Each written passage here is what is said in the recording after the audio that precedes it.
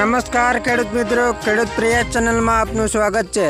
સાંજના મહત્વના હવામાન સમાચાર એ પહેલાં ચેનલમાં નવા આવો તો સબસ્ક્રાઇબ કરી લેજો। ફરી વખત માવઠા રૂપી વરસાદની સંભાવના। શિયાળામાં માવઠું પડી શકે છે, જાણો હવામાન વિભાગે શું કરી આગાહી।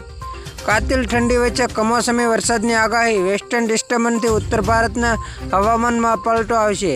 શુક્રવારે અને શનિવારે વેસ્ટર્ન ડિસ્ટર્બન્સની અસર સૌથી વધારે અનુભવાશે।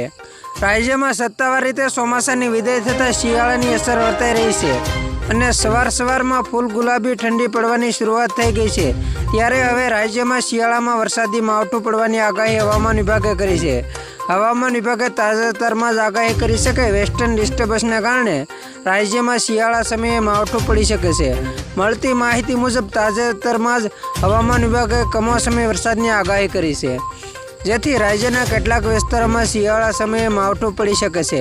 હવામાન વિભાગના જણાવ્યા અનુસાર વેસ્ટર્ન ડિસ્ટર્બન્સથી ઉત્તર ભારતના હવામાનમાં પલટો આવશે, જેના કારણે રાજ્યમાં માવઠું પડી શકે છે, જેમાં શુક્રવારે અને શનિવારે વેસ્ટર્ન ડિસ્ટર્બન્સની અસર સૌથી વધારે અનુભવાય છે, જેથી શિયાળામાં ઠંડીની વચ્ચે વાતાવરણમાં પલટો જોવા મળશે।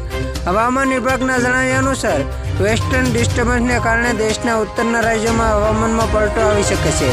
હિમાલયમાં એક નવું વેસ્ટર્ન ડિસ્ટર્બન્સ સર્જાયું છે। પહાડોથી માંડીને મેદાન પ્રવેશ સુધી વરસાદ થશે। શુક્રવારે અને શનિવારે તેની અસર સૌથી વધારે થશે। પહાડી વિસ્તારમાં બરફવર્ષા તો નજીકના મેદાન પ્રદેશોમાં હળવાથી મધ્યમ વરસાદની સંભાવના છે। હવામાન વિભાગ અનુસાર એક ચક્રવાતી પવનોનું ક્ષેત્ર તમિલનાડુ અને આસપાસના વિસ્તારોમાં પર સર્જાયેલું છે। ઉત્તર પૂર્વના પવનો ઉત્તર તમિલનાડુ અને દક્ષિણ આંધ્રપ્રદેશના કિનારાના વિસ્તારો તરફ વધી રહ્યા છે, જેથી આ ત્રણ રાજ્યો અને આસપાસના ક્ષેત્રોમાં વ્યાપક પ્રમાણમાં હળવાથી મધ્યમ તો ક્યાંક ભારે વરસાદ થઈ શકે છે। ખેડૂત મિત્રો, ફરી વખત મળીશું નવી અપડેટ સાથે। ત્યાં સુધી જોતા રહો ખેડૂત પ્રિય યુટ્યુબ ચેનલ।